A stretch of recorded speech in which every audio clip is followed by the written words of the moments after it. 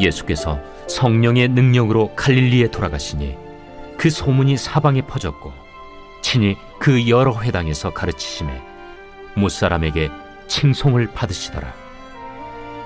예수께서 그 자라나신 곳 나사렛에 이르사 안식일에 늘 하시던 대로 회당에 들어가사 성경을 읽으려고 서심해 선지자 이사야의 글을 들이거늘 책을 펴서 이렇게 기록된 데를 찾으시니 주의 성령이 내게 임하셨으니 이는 가난한 자에게 복음을 전하게 하시려고 내게 기름을 부으시고 나를 보내사 포로된 자에게 자유를, 눈먼 자에게 다시 보게 함을 전파하며 눌린 자를 자유롭게 하고 주의 은혜의 해를 전파하게 하려 하심이라. 책을 덮어 그 맡은 자에게 주시고 앉으시니 회당에 있는 자들이 다 주목하여 보더라.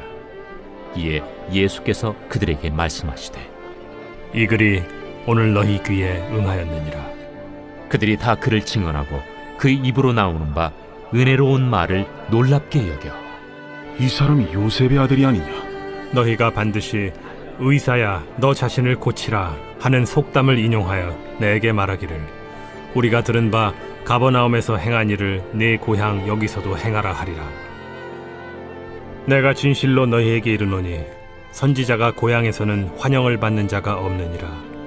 내가 참으로 너희에게 이르노니 엘리야 시대에 하늘이 3년 6개월간 닫히어 온 땅에 큰 흉년이 들었을 때 이스라엘에 많은 과부가 있었으되 엘리야가 그중 한 사람에게도 보내심을 받지 않고 오직 시돈 땅에 있는 사렙다의 한 과부에게 뿐이었으며 또 선지자 엘리사 때에 이스라엘에 많은 나병 환자가 있었으되 그 중에 한 사람도 깨끗함을 얻지 못하고 오직 수리아 사람 나아만 뿐이었느니라. 회당에 있는 자들이 이것을 듣고 다 크게 화가 나서 일어나 동네 밖으로 쫓아내어 그 동네가 건설된 산낭떠러지까지 끌고 가서 밀쳐 떨어뜨리고자 하되 예수께서 그들 가운데로 지나서 가시니라.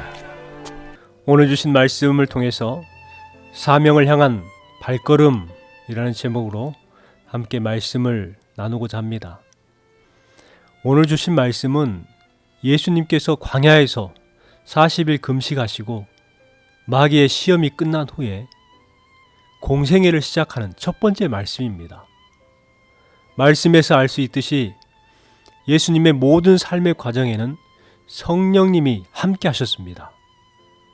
4장 1절에 보면 예수께서 성령의 충만함을 입어 요단강에서 돌아오사 광야에서 40일 동안 성령에게 이끌리시며 라고 기록합니다.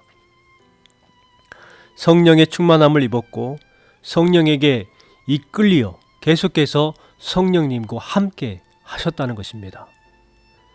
우리도 성령 충만을 받아야 하고 성령의 이끄심으로 살아가야 합니다. 그런데 많은 그리스도인들이 자신이 성령을 받았는가 받지 못했는가 알지 못하고 신앙생활하는 경우가 참 많습니다. 그래서 믿음이 흔들리고 아무런 감동 없이 익숙함으로 신앙생활하는 경우가 참 많습니다. 이어령 교수가 쓴 아들이여 이 사나를 이라는 책을 보면 이런 이야기가 있습니다. 옛날에 어느 시골에 수염을 길게 기르며 아끼는 할아버지 한 분이 계셨습니다. 그런데 그 동네에 사는 꼬마가 할아버지를 만나서 이렇게 물었어요. 할아버지, 밤에 주무실 때 그 수염을 이불 속에 넣고 주무십니까? 아니면 끄집어 내놓고 주무십니까? 하고 물었어요. 할아버지는 이 질문을 받고 생각합니다. 그런데 모르겠는 거예요. 내가 이불 속에 넣고 자나? 아니면 끄집어 내놓고 자나? 그래서 아이에게 그날 밤 알아보겠다고 얘야 하룻밤은 자보고 대답해 주마 이렇게 말했습니다. 그날 밤에 할아버지는 수염을 붙들고 씨름을 합니다. 수염을 이불 속에 넣으면 답답하고 끄집어내면 왠지 허전하고 그래서 30년 동안 달고 다닌 수염이지만 수염의 이치를 알지 못하고 말았다는 것입니다. 우리는 너무 익숙하기 때문에 당연한 것으로 여기지만 막상 잘 모르는 것이 많은 경우가 있습니다. 남편이 아내와 오랫동안 살면서도 아내를 잘 몰라요. 아내도 남편과 살면서 남편을 잘 모릅니다. 부모가 자식을 잘 몰라요. 그래서 어려움을 당하는 가정들이 참 많습니다. 신앙에서도 내가 지금 예수 안에 있는지 예수 밖에 있는지, 교인들이 교회를 다니면서 성령을 받았는지 받지 못했는지 모르며 신앙생활하고, 내가 지금 진리 안에 있는지 진리 밖에 있는지 모르고 신앙생활을 합니다. 우리는 성령을 받았는지 못 받았는지를 알려고 하면 어떻게 해야 할까요? 우리가 성령을 받았는지 안 받았는지 알려고 하면 어떻게 해야 할까요? 고린도전서 12장 3절 말씀에 보면, 하나님의 영으로 말하는 자는 누구든지 예수를 저주할 자라 하지 않고 또 성령으로 아니하고는 예수를 주시라 할 수 없느니라 말씀하고 있습니다. 새 번역 성경에는 이렇게 기록합니다. 하나님의 영으로 말하는 사람은 예수님을 저주하지 않습니다. 그리고 성령의 도움 없이는 아무도 예수님을 주님이라고 말할 수 없습니다.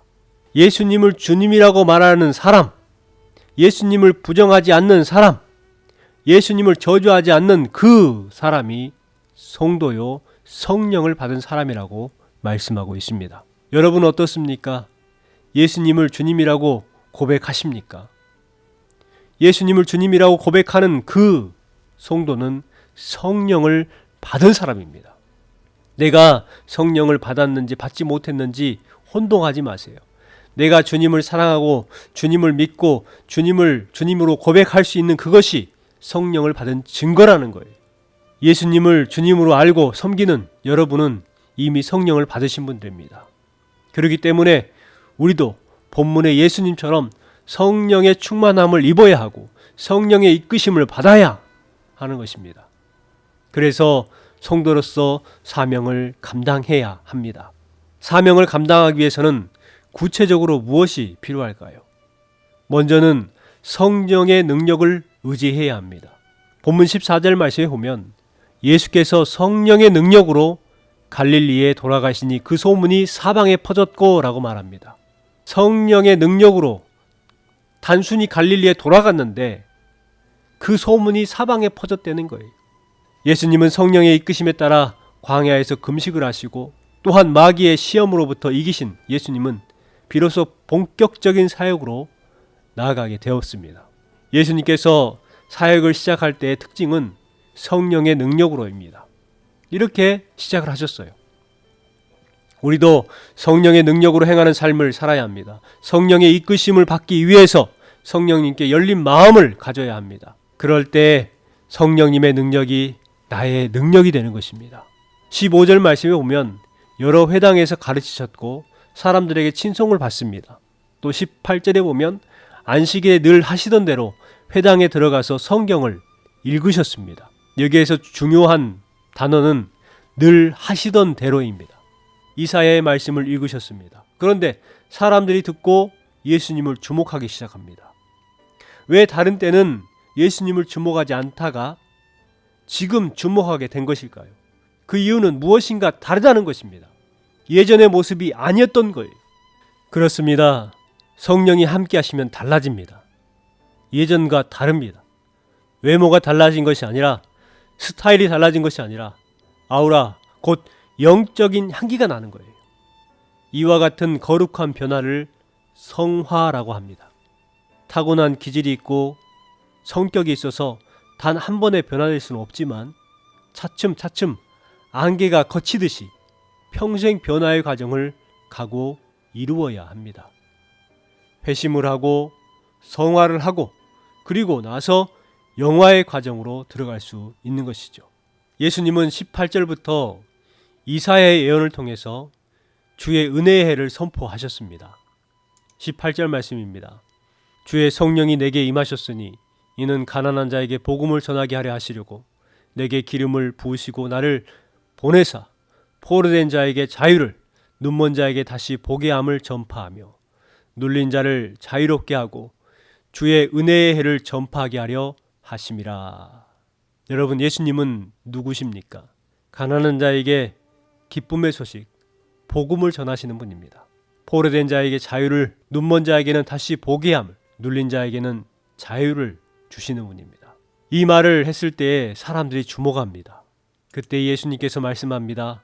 이 글이 오늘 너희 귀에 응하였느니라. 우리도 예수님을 따라서 가난한 사람에게 기쁜 소식을 전하는 삶을 살아가야 합니다.